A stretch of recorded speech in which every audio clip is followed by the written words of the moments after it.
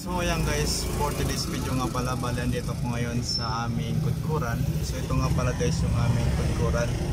So gusto lang guys ito gusto lang to guys i-vlog yung aming kudkuran dito. So ayan. So ito nga pala guys yung aming kudkuran. Ayan. Ayan guys. Bali ito nga pala guys yung kudkuran ay 1 horsepower, 230 volts AC. So ano to guys, di kuryente. Ayan o. So meron ditong planggana. Ayan, ito yung planggana na ginagamit dito sa guys, pang lagay ng niyog.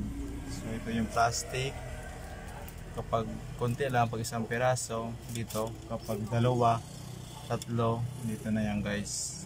Medyo malaki sa may hawakan. Ayan, dalawang klase lang yan, itong plastic na to na tiny, yung pang sa tinapay na plastic, at ito naman yung tiny bag. So dalawang plastic lang dito ang aming nagamit.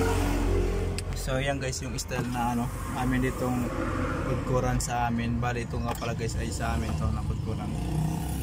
So napakaganda guys kapag ganito ang kudkuran, kasi nga heavy siya, heavy duty. Ayan. So kahit maghapon ka rito ng kudkud ay walang problema, kasi nga ito ay heavy duty.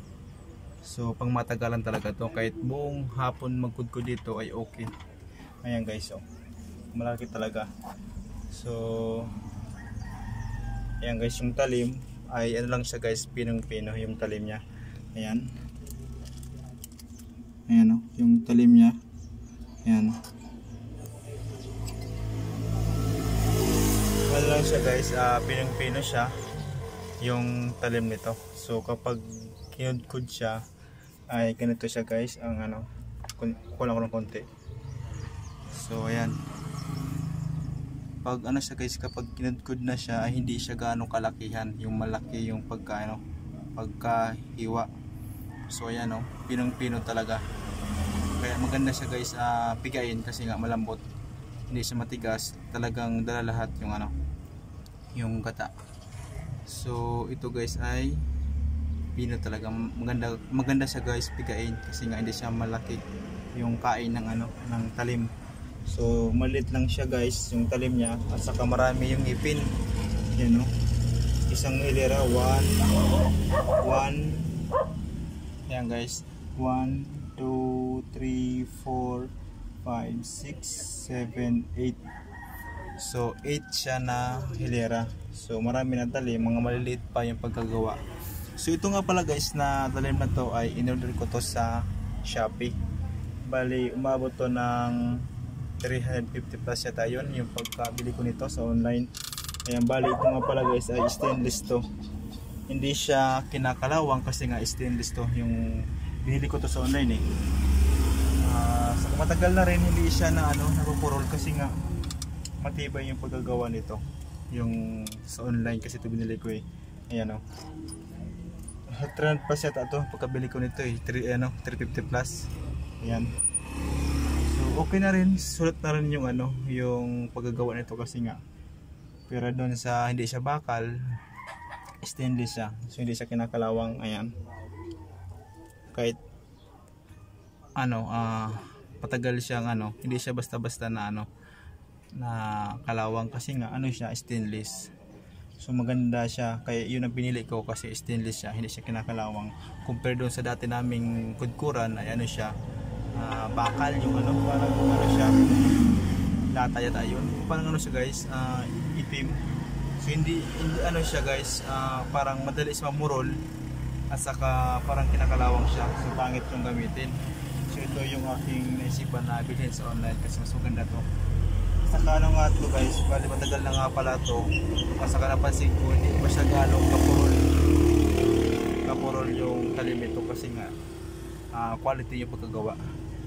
So yan guys, bali ito yun, napaganda guys gamitin, kasi nga heavy duty na siya, at saka yung talim niya maganda, yung kain nito pinong-pino talaga, napaganda.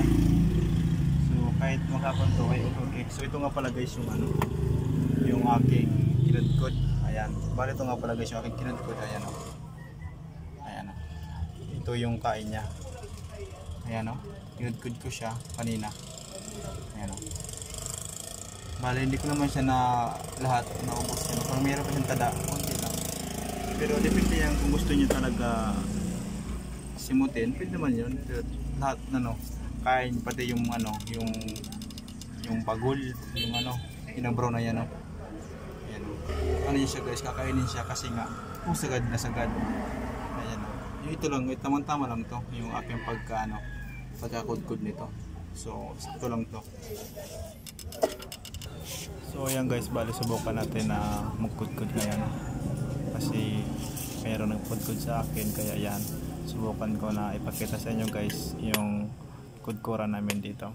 Ayan. Bali nga pala guys, tatlo nga pala to yung aking kukudkurin na nyug. Ayan. Bali baking ko muna siya bago kudkurin kasi nga buo pa siya. Ayan guys, yun. Ayan. So tatlo nga pala to. Bali baking ko muna para diretso na yung